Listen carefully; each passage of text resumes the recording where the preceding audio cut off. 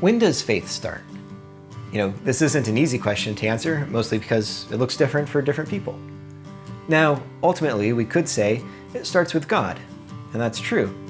That's sort of the point of Hebrews 11 verse 3, if you remember back to day 2. But when do we start living by faith? I think of my own life, my own experience. I remember a time when I was really young, when I said, yes, I want to have a personal relationship with God. I see my need for Jesus and want His forgiveness and love.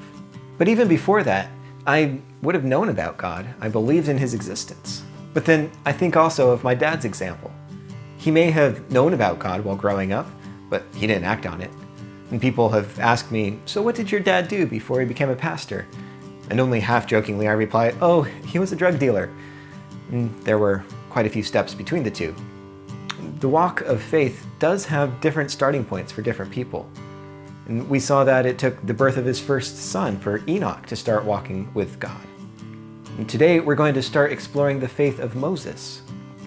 Now, Moses isn't the polar opposite to Enoch in terms of when he starts living by faith, but the author of Hebrews draws our attention to the fact that Moses, from birth, saw what it meant to live by faith.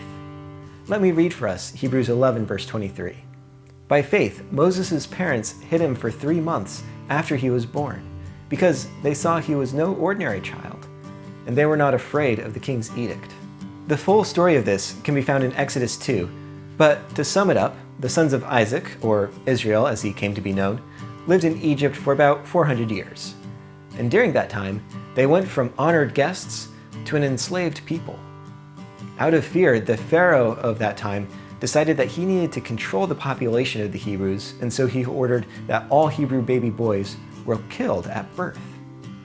This is the edict that Moses' parents, and particularly his mother, defied in faith. And if you keep reading the story, it's not clear how much of this Moses would have been aware of while he was growing up. But from Hebrews 11 verse 23, we see a pattern of faith lived out from Moses' birth. God's plan, His saving purpose, takes us from cradle to grave, and beyond in both directions.